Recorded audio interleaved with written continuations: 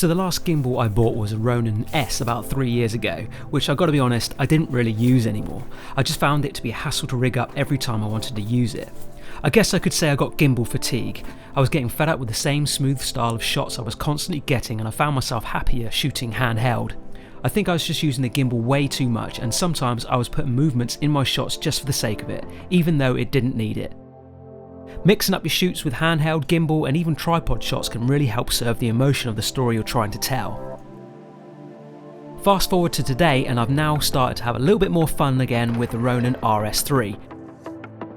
I guess what I'm trying to say is that it's always good to mix up your shooting style from time to time to keep things fresh. Now the great thing about the RS3 is that it's taken all the great features of those older models I've used in the past and perfected it. I always like to keep things simple when it comes to setup time, and I love how easy this can be ready in seconds. It's way lighter than my old Ronin S, and the smaller form factor means I can make space for it in my other filming tools on shoots. Bad news for all you old Ronin S users is that the RS gimbal won't be able to hold as much weight as the S.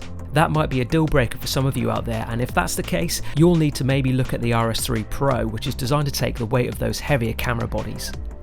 So the RS3 is pretty much made for a 3kg payload, so it's catering for those lighter mirrorless cameras only, and for that reason I think that's why the gimbal is so small and compact, which is great for me. What I love about this thing is that after you're done with the shot, you can power it down and it automatically folds down, locks up until you're ready for your next shoot. No faffing around with rebalancing or reassembling it, it's ready to roll. In my last Ronin S video, I rigged the Atomos Ninja V monitor to my setup using a NATO rail system that juts out to the side. It worked fine, but it felt a little bit clumsy positioned way out to the side like that. This time around, I wanted to keep the balance to the centre. After seeing the briefcase handle not being available yet to buy separately from DJI, I decided to shop around a little and go for the Smallrig version of the handle.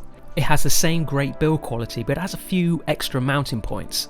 The part number for this Smallrig handle is 3028, just in case you want to grab one. Link is also in the description of this video for you too. You click that link, it helps make more of these videos, so it's much appreciated.